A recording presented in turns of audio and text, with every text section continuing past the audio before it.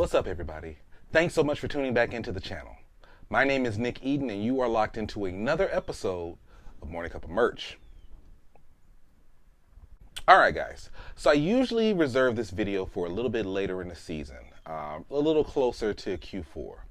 But I think we're at the point now where what I've realized is that a lot of people wait until the very last minute. And I talk about Q4 a lot. I've talked about it on this channel, past podcasts, but people are starting a little later in getting prepared for Q4.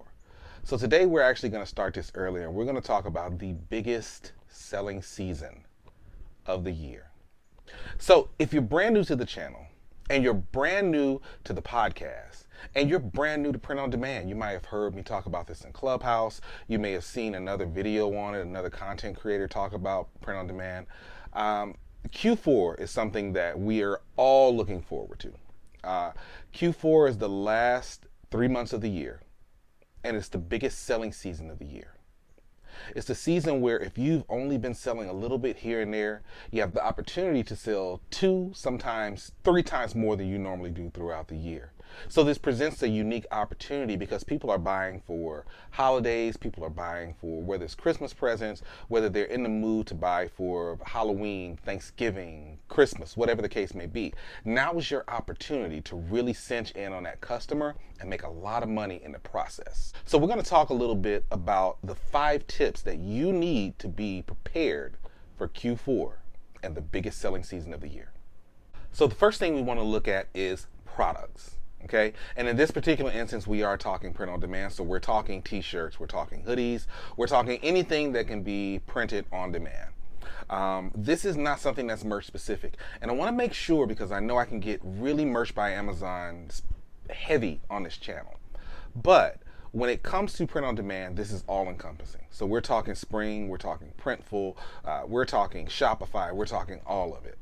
And so the first thing that you want to do is you want to make sure that your products are right. And what I mean by products being right, the first thing you need to do is make sure that your designs do not suck. And listen, that's no shade. I'm talking to myself too. I can remember, and let's put it into perspective. I've been a graphic designer. This is my 22nd year as a graphic designer. I know. I only look 19. I get it. It's cool. But this is actually my 22nd year as a graphic designer.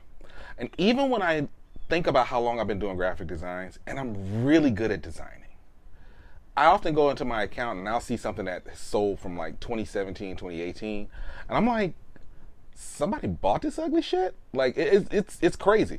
So I'm not saying this from a place of judgment, but you do need to take a long, hard look at the designs that you've been putting up and how they stack against the other designs in the niche that you're selling.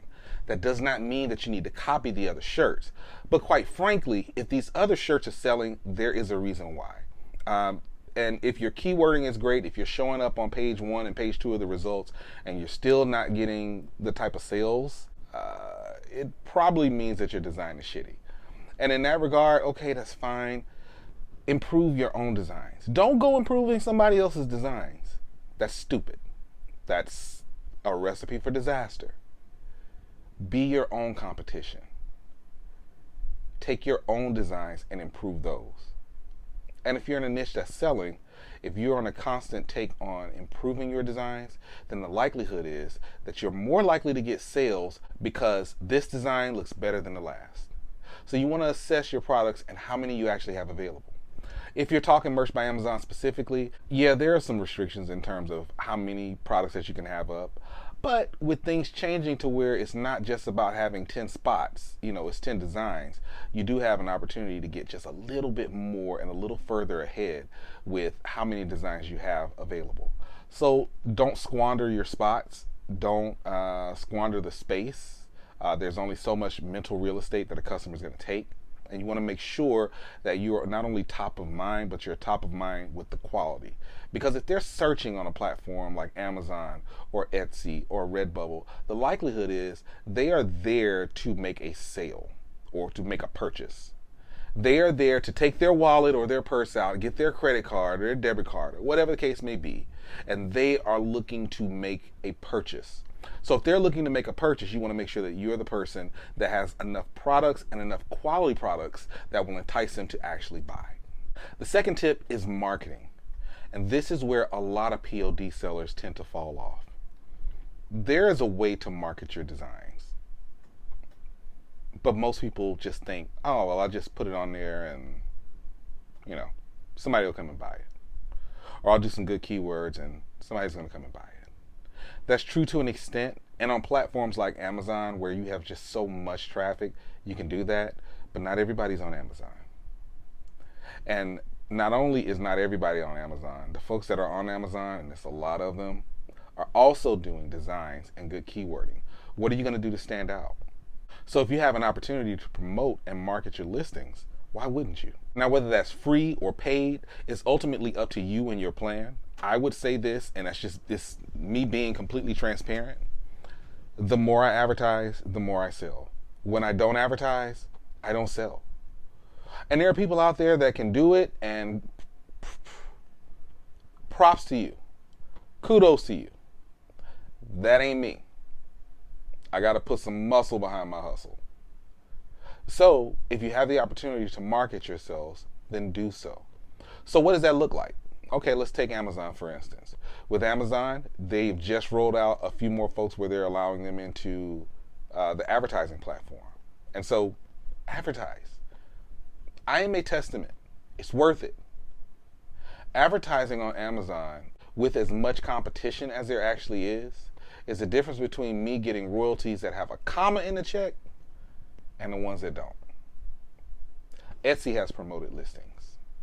You can do advertising on Instagram, on Facebook.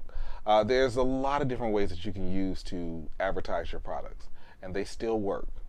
Those mediums still work.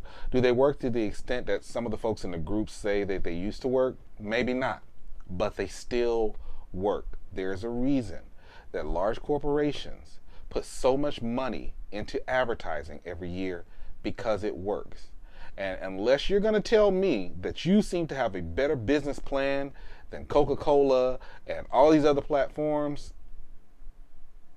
which, let's just be honest, you don't, then you need to learn how to advertise. And you need to learn how to advertise effectively and to your niche audience. And again, for the folks out there who don't have to advertise and you're still making a lot of money, kudos to you. But we all know that that is the exception, not the norm. Our third tip is specials. And let me tell you what I mean by specials. So this is going to be the time of year where you're going to see all the stuff. Buy one, get one off, 30% off, all these different things. You as a PLD seller have to gauge exactly what type of specials you're going to give within the scope of the platform in which you're selling. So I know for Merch by Amazon, I can't run sales, right? I can't run sales. What I do to kind of circumvent that is there are certain products that I put up at a lower price because I'm trying to drive the volume based around that particular niche. So let me give you an example. If I've got a dog shirt that's been selling really well for me all year, then what I may do is, let's say within that same brand, I do a similar dog shirt, but it's Halloween themed, or it's Christmas themed, or Thanksgiving themed. And then I may drop that price down just a couple of dollars. You still want to price competitively. I don't believe in racing to the bottom. That works for some people. To me, and just to be completely honest, especially when it comes to merch, I'm at the point now where I'm not trying to get the volume so I can tear up, right? I'm trying to get the volume so I can get paid. So that's just me. But I will say that there are some people who do drop their prices just to get things kind of going on it and do the incremental increase. That can work, but depending on how many different listings you have, some things can fall off. And you never want to be in a situation where, for whatever reason, Amazon locks your ability to change your prices. And quite frankly, you start selling a bunch, but you're making a cent. And I say that from a very real place. That happened to me during the shutdown, where we could not adjust the pricing or adjust the listing in any way. And I had a shirt that took off. and I was making about 70 cents per shirt. And I was weak because I had a similar shirt that was selling at a $5.23 royalty. And they were selling about the same. And I'm like, I literally could have doubled my money. So I don't do the incremental increase. We never know what's going to happen. If you are a seasoned seller, particularly on Merch by Amazon, you know about the freeze that used to happen.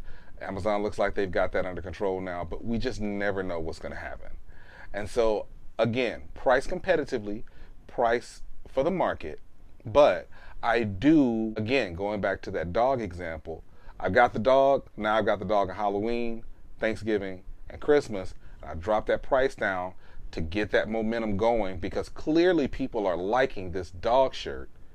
And so now it's just on me to go back and say, okay, here's another option for you, more specifically catered to what it is that you're looking for in this holiday season.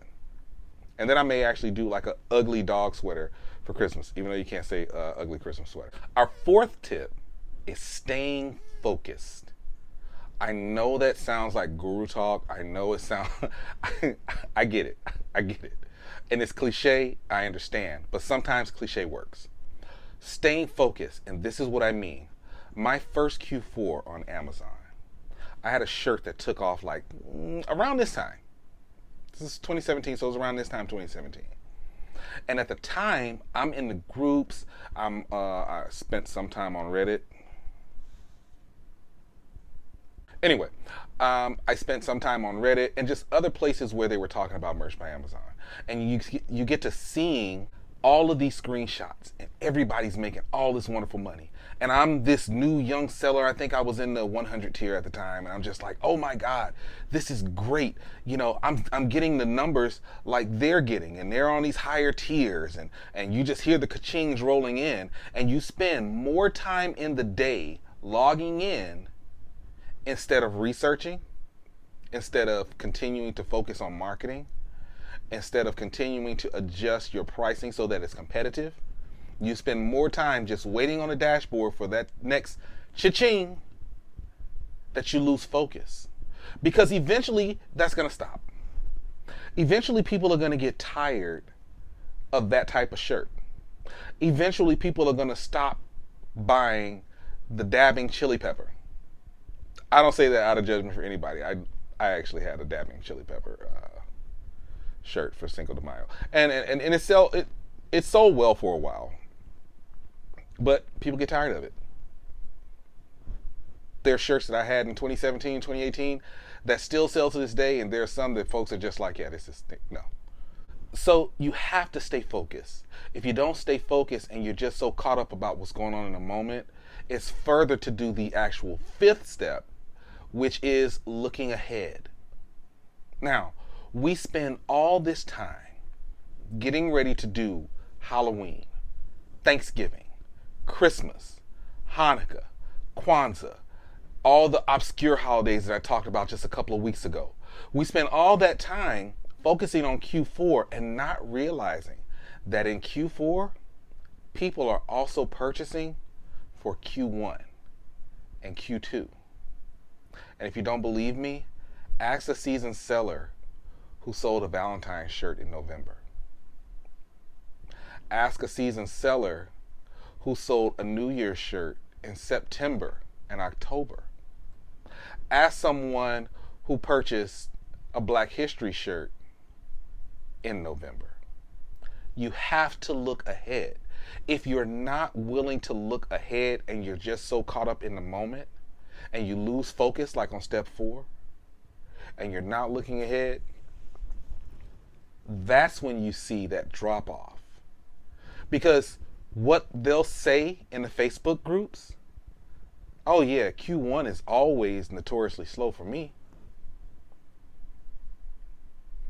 My Q1 of 2021 was better than my Q4 of 2020. And when I say better, I mean almost double. Almost double. So you have to look ahead. If you keep yourself focused going at, I would suggest that you constantly stay 90 days ahead. Now that doesn't mean that you don't participate in trends, even though it's not something that I would particularly suggest, because it becomes a rat race and a race to the bottom. But you got to look ahead. And looking ahead also means evergreens.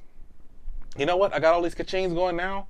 All right, let me spend this time where I'm not so desperate for a sale to really go into my niche down, get some evergreen stuff that's going to sell year round. And see, when you do that, you don't have to worry about, you can have that Q4 boost. If you made 1,000 every other month, and in Q4 you make 3,000, you're not necessarily mad that you make 1,000 that next month. You're not mad because you're being consistent about it. And you want to build it up to where it's now 2,000, 3,000, 5, 10, 20,000. And it can happen. And you just look at Q4 as if this is my holiday present to myself. I know not everybody celebrates Christmas. So the reality is this. We're in a situation now that because of the continued banana-demic, I'm going to trademark that. That's my thing. Don't take my shit. Because of things that are happening with the banana-demic, we don't know if things are going to be shut down and everybody's going to be fully locked down for the holiday season. What we do know is we saw an immense increase last year, all throughout the year, just across the board. And with this model where some people are doing it, they're doing it hybrid, they're going out and they're buying stuff, or they're buying stuff online, we just have to make sure that we're prepared. The biggest selling season of the year is coming up in less than 100 days. Are you going to be prepared for it? Are you going to capitalize off it? Could this be the jump off that actually takes you out of that job that you hate so much? I mean, it's really possible. And I know I sound like the end of the old Batman series. Tune in next week. But these are real questions. These are questions that you have to ask yourself. And are you fully using these 5 tips to make yourself the most amount of money that you can make in e-commerce? That's all I got for today, guys. Don't forget to like, share, subscribe, click the bell for notifications so that you know when we have another episode of Morning Cup of Merch. This week we did not have an episode of Rate Merch. Rate Merch will be back next week. Rate Merch is a seasonal show. I'm just going to go ahead and put that out there now. And so each season is going to have 10 episodes. And so we're concentrating on the PLD marketplaces. I'm already preparing for season 2, which is going to talk about some of the more back end things like fulfillment, like Printful and Shirtly and places like that. I've got a very interesting Shirtly story, but that's for another time. But that show will be back next week. You can follow me on Instagram at Nick Eden, Facebook Nick Eden Print on Demand, Clubhouse Nick Eden, TikTok Nick Eden. Just Google Nick Eden and search whatever the hell you find, and follow it. And don't forget this: you can make as much money as you want to with Print on Demand, but you have to press the go button. Take care, everybody. I'll talk to you next